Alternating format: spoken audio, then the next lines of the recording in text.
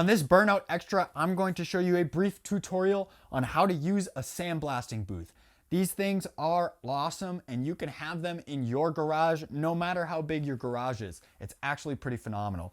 The only two things needed to run a sandblaster like this is a pretty good shop vac that has a decent amount of power, as well as an air compressor. The larger the air compressor and the motor on the air compressor, then the better off you will be blasting, because you will be able to blast for longer and the tank will be a little bit stronger of a blast shooting out of the nozzle itself. How it works is sometimes you either load the part into the side or the top of the blaster.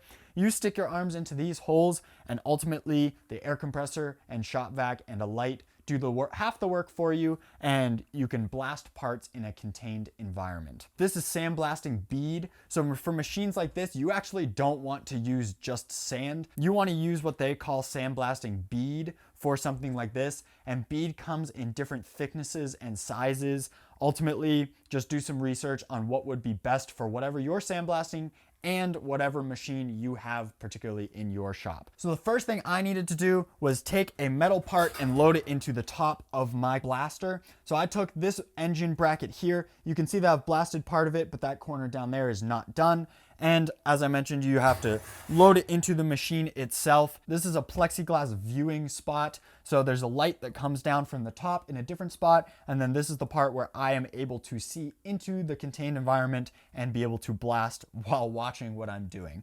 So at this point, I'm going to shut this. I'm going to use the lock to make sure that it is shut securely. I stick my arms inside, grab that part, and then from there, I just use the nozzle and this foot pedal down below, and this foot pedal will activate the blaster itself. So just like a sewing machine might work, where you press the pedal to make it actually sew, this will not shoot out anything out of the nozzle until I press this foot pedal down here.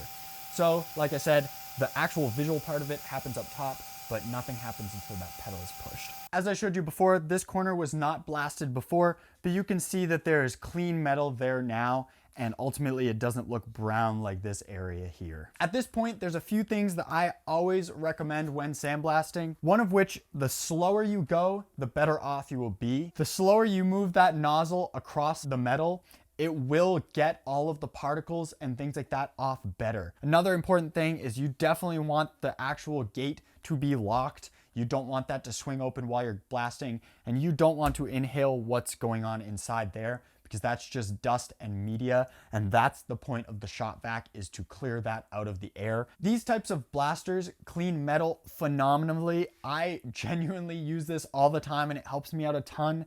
And then from there, you can take that part and pretty much dust it off, clean it up with a rag, and then be able to throw it into a paint booth and then put some primer onto that metal. And ultimately, this piece will not rust for a long time because this primer is directly applied to clean metal. That's going to be all for this Burnout tutorial. I highly recommend getting one of these if you are someone who does some metal work around the shop. You can also pick up some side jobs doing this for people and other people's metal as well. Be sure to check out the merch. This is a brand new hat that we just got the other day, and there is a Burnout Show logo embroidered onto it, which is awesome. So be sure to check that out at burnoutshow.com/store. Like I said, that's going to be it for this video. Hopefully it helped, and we'll see you next time.